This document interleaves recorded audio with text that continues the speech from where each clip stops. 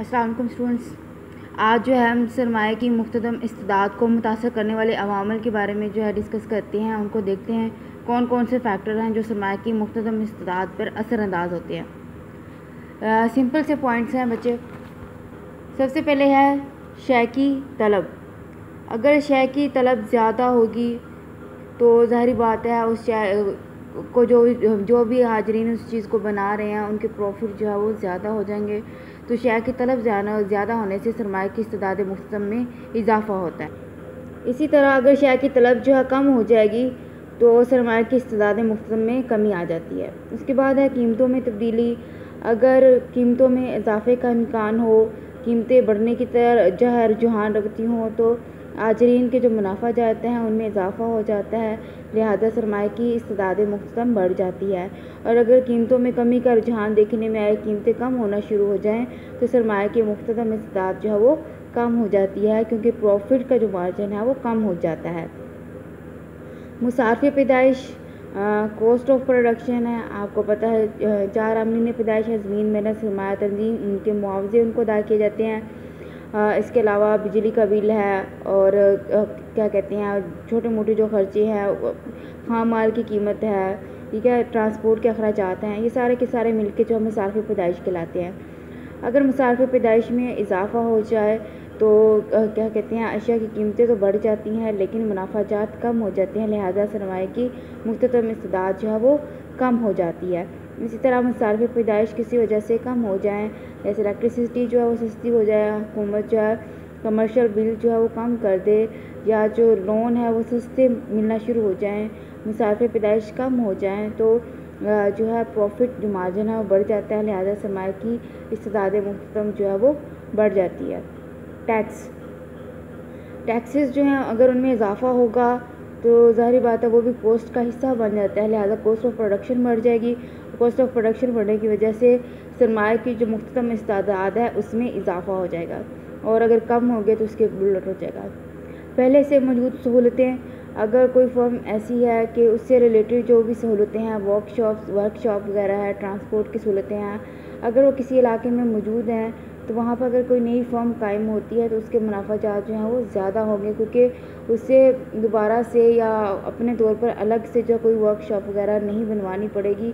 वहाँ पे कोई ऑलरेडी जो है वर्कशॉप काम कर रही है, ये कोई रिसर्च सेंटर कायम हुआ है जो कि उस ख़ास फील्ड से रिलेटेड है, तो उससे रिलेटेड जो भी नई फर्म आएगी, नए बिजनेसेस आएंगे, उनकी मुख्तदम इस्तिदाद में इजाफ़ा होगा, मुनाफाजात जो है बढ़ जाएंगे। मुस्तकबिल के बारे में तवक्कुआत हैं, एक्सपेक्टेशन होती हैं वो बिज़नेस में बहुत अहम रोल प्ले करती हैं। अगर फ्यूचर के में एक्सपेक्टेशन है कि प्रॉफिट्स होंगे, कीमतें बढ़ेंगी, तो ऑटोमेटिकली सरमाया की मुख्तदम इस्तिदाद बढ़ जाती है। अगर वो क्या कहते हैं एक्सपेक्ट करते हैं कि ख़ास के जो चीज़ है उसकी कीमत कम हो जाएगी, तो इस रुझान की देखा देखी ही उस शय की जो कीमत है वो कम हो जाती है, क्योंकि जिनके पास जितना भी स्टॉक पड़ा हुआ होता है वो मार्केट में सेल करना शुरू कर देते हैं ताकि कहीं कीमतें कम ना हो जाएं। और जब बहुत सारा स्टॉक जब मार्केट में इकट्ठा हो जाता है तो फिर उसकी वजह से कीमतें जो हैं वो कम हो जाती हैं। और जब कोई एक्सपेक्ट करता है कि किसी ख़ास बिज़नेस में जो अशिया प्रोड्यूस हो रही हैं, मसलन चीनी पैदा हो रही है, चीनी की कीमत फ्यूचर में गिरने वाली है, तो इसकी जितने भी इसके कारखाने हैं उनके जो सरमाया है उसकी तादाद कार जो वो कम हो जाएगी, गिर जाएगी। फ़नून पैदाइश की तरह किया जो मेथड हैं प्रोडक्शन के, उनमें तब्दीली आ जाती है। अगर नए तरीके दरियाफ्त हो जाते हैं, ऐसे तरीके आ जाते हैं कि कम खाम माल से और कम सरमाया लगाकर ज़्यादा चीज़ें बनाई जा सकती हैं, तो कॉस्ट ऑफ प्रोडक्शन कम होगी और जिसकी वजह से सरमाया की मुख्तदम इस्तिदाद में इजाफ़ा हो जाएगा। जिद्दत और इख्तिरा है, इनोवेशन, नई नई चीज़ें बनना, नई टेक्नोलॉजी आती है, नई चीज़ें बनती है, तो इससे भी जो है सरमाया की इस्तिदाद मुख्तदम जो है वो बढ़ जाती हैं।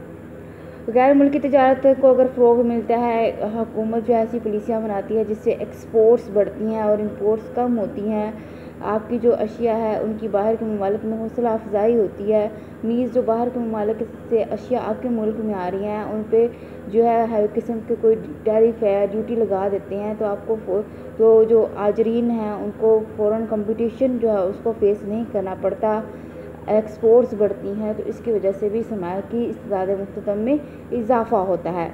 आबादी की शरह अफजाइश, आबादी की शरह अफ़ज़ाइश, आबादी में अगर इजाफा होता है तो ज़ाहिर बात है अशिया की तलब बढ़ती है, और अशिया की तलब बढ़ने से जो है सरमाए की इस्तेदाद मुख्तम जो है वो बढ़ जाती है।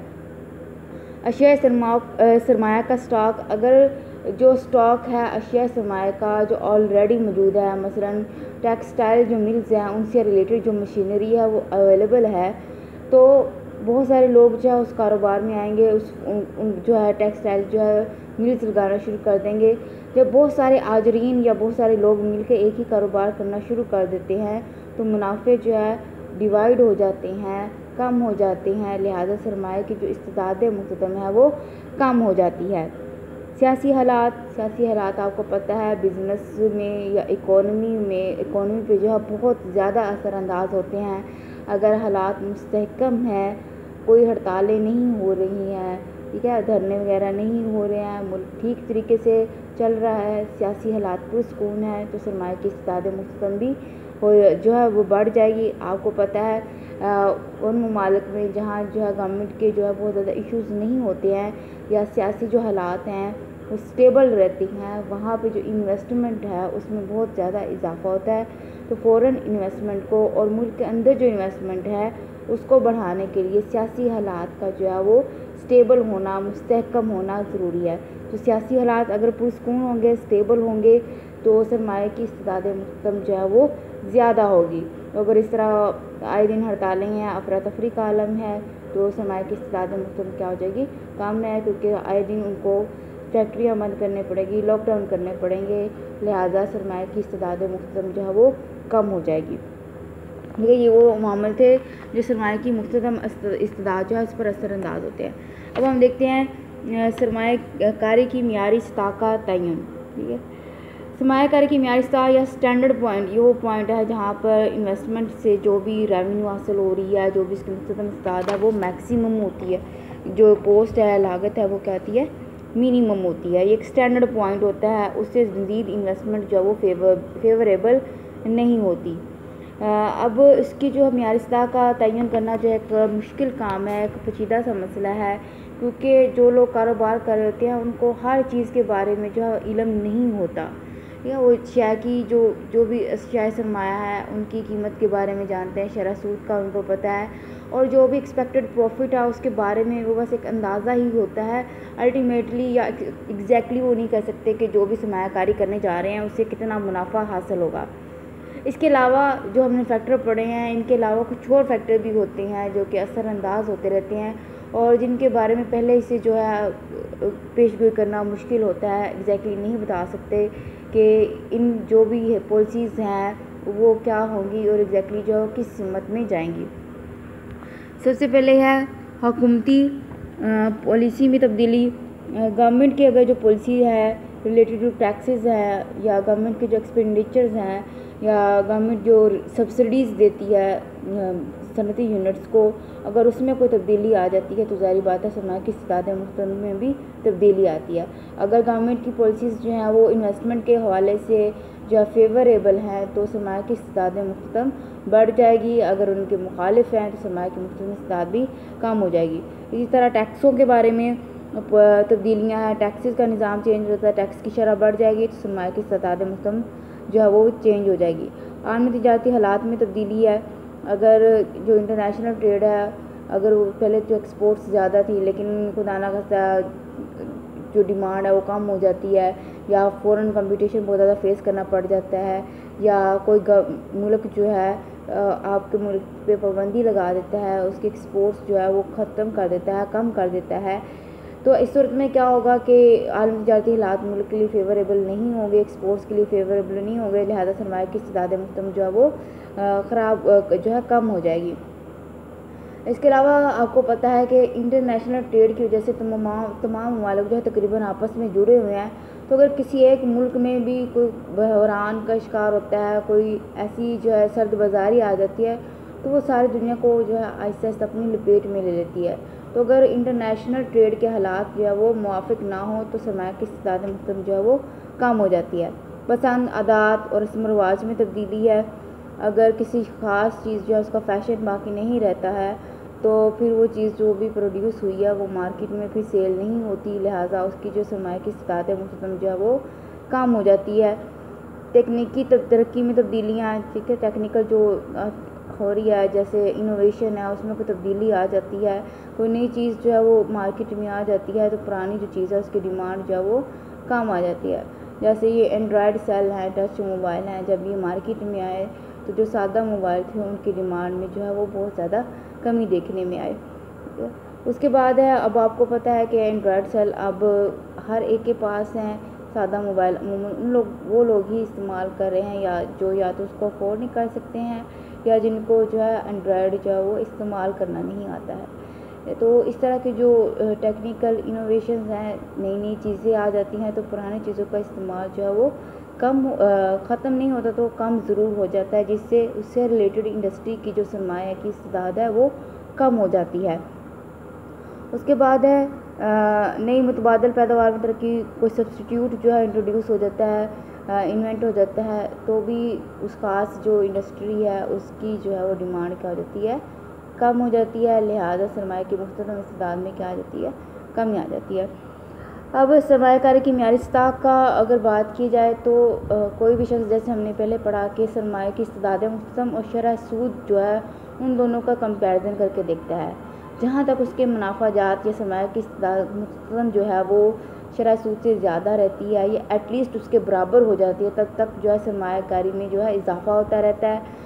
उसके बाद अगर शरह सूद ज़्यादा है और सरमाया की इस्तेदाद मुख्तम कम है, तो फिर जो है इन्वेस्टमेंट जो है वो फेवरेबल नहीं होती। लिहाजा सरमायाकारी की जो मियारी सतह है उसका तयन वहीं पर होता है जहाँ पर शरह सूद और सरमाया की जो क्या कहते हैं इस्तेदाद मुख्तम है दोनों आपस में बराबर हो जाएं। यहाँ पे जो है एक गोशवारा दिया हुआ है बुक में, आपकी जो है मेंशन है, ये बच्चे सारी एज्यूम्ड वैल्यूज़ हैं, आपने भी एज्यूम करनी है। सरमायाकारी का हुजम है करोड़ रुपए में लिखा हुआ है, 10, 20, 30, 40, 50 सरमायाकारी के हुजम में क्या है, इजाफा हो रहा है। और आपको पता है जैसे जैसे सरमायाकारी का हुजम बढ़ता है, सरमाया की इस्तेदाद मुख्तम में जो है कमी आती जाती है। पहले 20% है, फिर 16, 12, 8, 4%, ठीक है, ये परसेंटेज में दिए हुए हैं बच्चे। उसके बाद जो है हम बात करते हैं शरह सूद की। तो शरह सूद आपको पता है फ़िक्स होती है, जो मुरवजा होती है किसी भी मुल्क का, जो सेंट्रल बैंक है वो डिसाइड करता है कि रेट ऑफ इंटरेस्ट जो है वो क्या चार्ज किया जाएगा लोन पे। शरह पॉलिसी जो है वो यहाँ पे जो है 12% जो है बुक में उन्होंने अज्यूम की हुई है, ठीक है, आप कुछ भी अज्यूम कर सकते हैं, 12, 8, 16, अब ये 12 ही रहती है। अब आप देखें कि अगर इन्वेस्टमेंट जो है वो 30 करोड़ रुपए होती है, तो वहाँ पर सरमाए की मुख्तम इस्तेदाद और शरह सूद दोनों आपस में क्या हैं, बराबर हैं। अगर इसके बाद मज़ीद सरमायाकारी की जाती है तो सरमाए की मुख्तम इस्तेदाद जो है वो कम है और शरह सूद जो है उससे ज़्यादा है। यहाँ पे 4% का क्या आ जाएगा, फ़र्क आ जाएगा, लिहाजा जो है वो 30 करोड़ रुपए से ज़्यादा जो है वो इन्वेस्टमेंट नहीं की जाएगी, क्योंकि इससे ज़्यादा अगर करते हैं तो सरमाए की इस्तेदाद मुख्तम जो है वो शरह सूद के मुकाबले में कम होती है।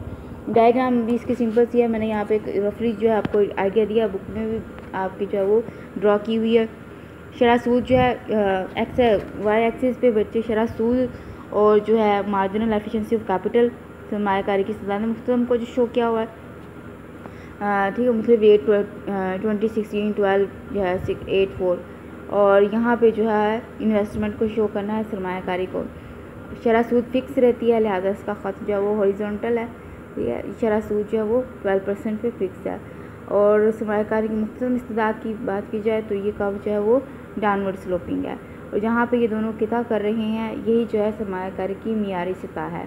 इससे मज़ीद जो है अगर वो सरमायाकारी करता है तो वो फेवरेबल नहीं होती, ठीक है।